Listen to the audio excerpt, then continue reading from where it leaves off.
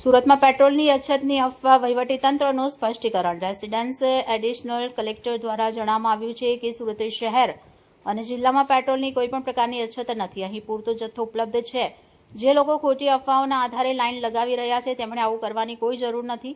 શાંતિથી પોતાની જરૂરિયાત મુજબ લોકો પેટ્રોલ મેળવી શકે છે. મુખ્ય પેટ્રોલ ડિસ્ટ્રીબ્યુટર અને કંપની વચ્ચે રૂપિયાની ક્રેડિટ અંગે વિવાદ ચાલી રહ્યો છે, જેના કારણે સોશિયલ મીડિયા પર ખોટી રીતે લોકોમાં ગભરામણ ફેલાવવામાં આવી રહી છે. વહીવટીતંત્રે આવી કોઈપણ અફવા કે ગેરમાર્ગે દોરવાની કાર્યવાહીથી દૂર રહેવા નમ્ર વિનંતી કરી છે. જિલ્લા વહીવટીતંત્ર દ્વારા સ્પષ્ટતા કરવામાં આવી છે કે સુરત અને જિલ્લામાં પેટ્રોલની કોઈપણ અછત નથી. લોકોએ શાંતિ જાળવીને નિયમિત જરૂરિયાત મુજબ ઈંધણ ભરાવવું જોઈએ.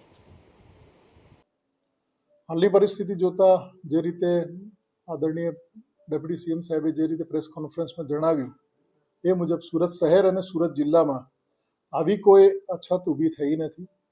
મેઇન ડિસ્ટ્રીબ્યુટર અને કંપની વચ્ચે જે ક્રેડિટ કરાવવા પૈસા બાબતનો મુદ્દો છે, એના લીધે લોકો સોશિયલ મીડિયાના આધારે ખોટા પેનિક થાય છે અને ખોટી અફવાના આધારે જે લાઈનો લગાવે છે એવું કશું કરવાની જરૂર નથી.